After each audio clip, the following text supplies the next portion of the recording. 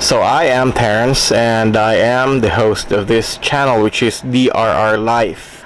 I am the Disaster Risk Reduction Management Officer for Kaliibo, and my background is mostly on that level, which is DRR.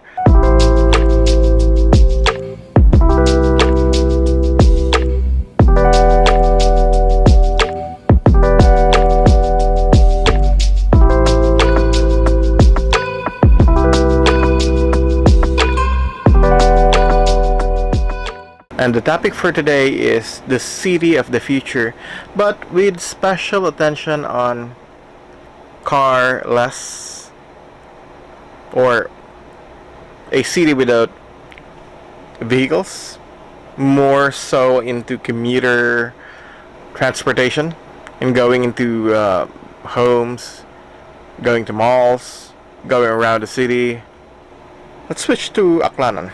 So, sa makaron ro disaster management nga side, ro target is to make sure nga ipapanaog naton do ro impact it disaster or climate change. Basically my warnings gun ro United Nations. All of the climate parameters are moving into totally wrong direction. Temperatures, ocean warming, ocean acidification, melting of glaciers, sea level rise. With regards sa impact it climate change, and we are on the verge. We are teetering actually on the verge. Because time has quite literally run out. Kaliibo for one, Bagong Kalibo, which is the tagline for Mayor Juris Bautista Sucro's administration. Most of the designs that you will see isn't monolithic. It's more of an open air. It's more, not necessarily open air, pero it is geared towards green technology. It is geared towards letting light in, so that you won't have to use even LED lights. Bisan nga manaba ra na consumption, but zero emissions better. Bago ang ka-open ro Kaliibo Public Market, or groundbreaking at Kaliibo Public Market. And as you can see, may naging controversial imaw sa design, because before nakikita it iba pero naunang design, and right now do pangaywang design ibang iba imaw. So I'm calling the other one, the old one, as monolithic, because may pagka solid building it imaw. But on the other hand, kung tanaw ninyo ro bag-o naton nga design, it was designed, by the way, by the company that won the contract, and they're the ones who will be, aside from developing the design, they'll be the ones constructing it. So it's a good thing. Buko naman monolithic, now that my comparison imaw, I like the second one. I like the new one. The old one, okay, but it's still a basic structure. Monolithic imaw, macha solid imaw structure. I don't see the green technology that we should be expecting. Sarayang ra nga new design, old design, new design. So new design, I like the the facade, the open air scenario. I'm hoping may una nga AutoCAD presentation kadaog sa nga firm. But even then, if you look at bagong design, it's more, I think, nga nagalin imato towards open area. I think more green imaw, in my opinion. It's not just that one. You've heard sa radio, you've heard sa newsman. Yes, Kaliibo will be moving, the government buildings or government offices, government centers itself, will be moving to this location in Nalook. That location there is the general location nga ito sa Nalook mismo. You would be asking why, but the simple reason is that hindi yun kita ka-develop sa poblasyon. It's very congested.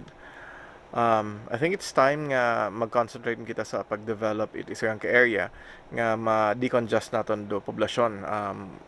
Like I said, it's not ideal yun. It's like the typical situation nga naunahan ni mga development. For the new government centers, I said centers because may una nga district hospital, I think. Pretty sure. And there is also a district school that will be under the LGU. There will be also a local government unit, which is the municipal building itself. And then I think across that, across the road, Bukot Highway. I hope nga Bukot Highway. I'm praying Bukot Highway because people are thinking, or most of the leaders are thinking, mas maraming nga 6 lane. I don't subscribe to that thinking. It's more of a Western thinking and nagabaligya it sakyan. You're trying to push more sa commuter-centric or even sa culture nga pwede na tong tikangon ro aton nga city. That's basically a good thing. After the motorific 20th century, car owners are very, very, very entitled and feel that they're owed cheap or even free parking everywhere they go. But parking generates a lot of problems too, so many cities are trying to reduce it. May ma-argue nga the iba man na unhealthy. Hindi man nakakaya. There are ways nga maka-go through that, nga makakuan kita, surpass kita karon. We still have the commuter nga side transportation, and we're trying to develop that. Another clue is naka-include ito sa planning card ng mga train system, which is electric or light rail. But again, the argument is kind of stupid because aside ko nga unhealthy kun do mga kuan because nga one house gatikang ikadol mo pa, obrahon mo pa rayon nga car-centric imaw. So instead nga na road next generation nga gabaylo, hay masanay man dayon nga magsinakay. Let's look at Japan, look at Korea, South Korea. Daya nga nga the city of the future, which is called the line nga na Saudi Arabia. It's actually almost perfect in a way nga wa ka gamit it commuter system, or because you can walk across much to ana nga gayo ang gid sa across sa Sangka City because it's a straight line. Width na is around 200 meters, I think. So that's a good thing. It's pwedeng matikang. But let's go back sa point nga. Kaliibo is developing, and we're trying to make it a smart city. We don't want nga mauna ro development kaysa sa planning. So we're trying to plan nga and anticipate. So incorporated incorporated the information communication technology sa mga buildings karon. I mentioned may school, may una nga district hospital, may separate nga government building na municipal building, may separate man nga government building ro national government agencies nga pwedeng mag-grant sanda sa rin yung class building. But also, the Municipal Disaster Risk Reduction Management Office, or the Kaliibo Disaster Risk Reduction Management Office, will have its own building, and I think it's around 8,000 plus hectare of lot allocated. We'll be utilizing at least mga around half karon.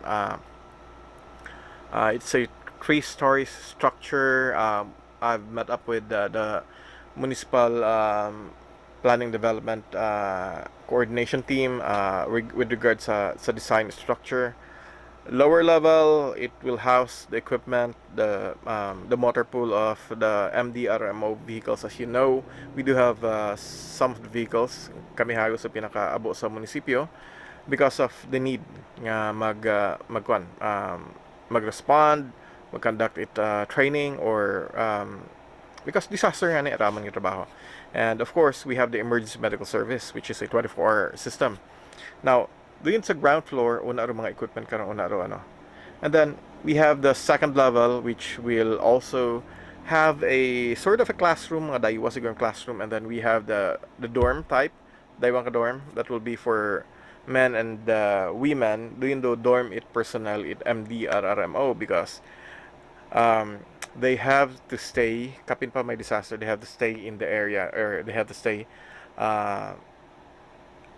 on standby, so they will have to be there, and of course may locker room man doon. Now On the third floor, it will house the Tactical Emergency Operations Center. Tactical Emergency Operations Center is just a terminology we use, but it's basically more sa Tactical Operations Center. It will house our situation room or the mission control room, kung saan makontrol naton do CCTVs ro aton nga hopefully ro traffic lights kon, it will be controllable from there. And yeah, it will be connected pati ro iya sa poblasyon nga nga area nga mga CCTVs naton. We're not finished yet. We are about mga 200 plus kitang cameras, and we are pushing for more because we're trying to extend sa tanan 16 barangays atong target. We've done it sa 200 plus cameras, which most of the cities here in Western Visayas, I can say that, or Panay area, nga mas advanced kita ro Kaliibo. We have the facial recognition for wanted subjects, wanted persons. We have the automated number plate recognition where pwede na itong ma-monitor do nga situation or ma-monitor do mga plate numbers passing through Kaliibo. May mga incidents that will be dayang arahay ro operation center natin will be is being run by of course the MDRRMO, Tactical Emergency Operations Center nga personnel. We do have PNP personnel and Bureau of Fire personnel naka-assign sa ring area. So those are developments, and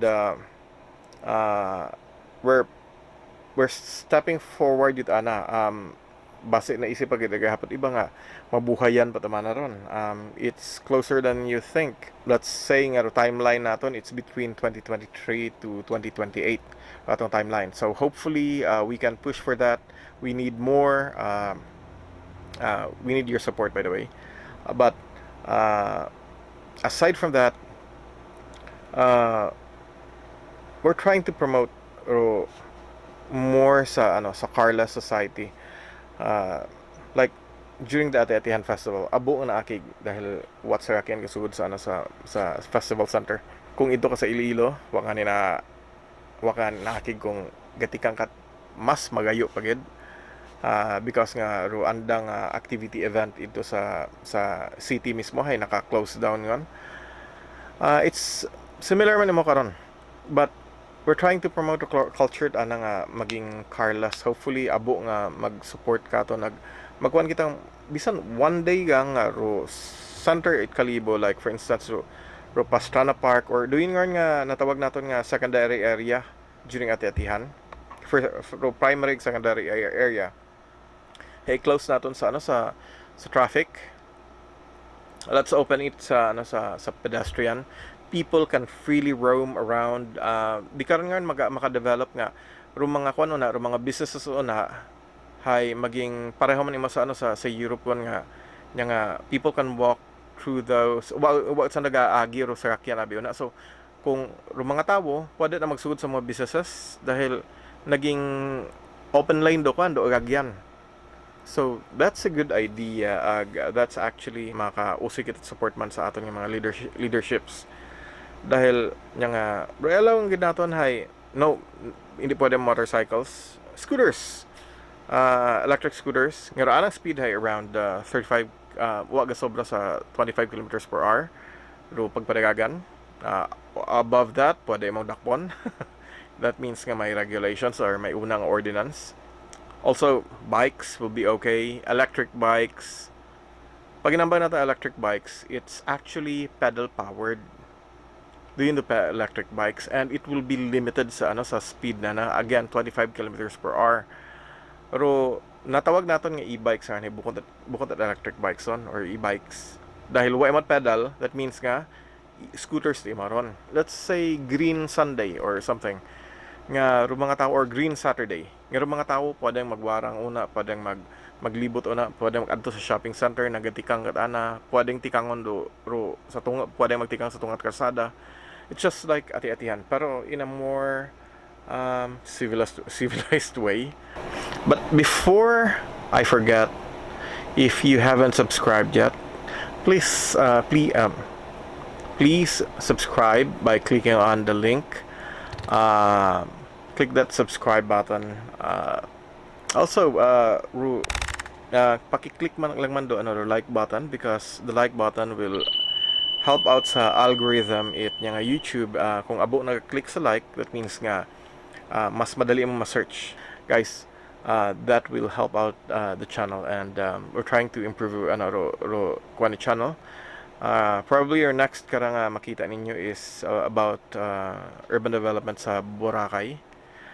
But for Kaliibo, and Malay actually are pushing for cityhood. But for Kaliibo, we're trying not to get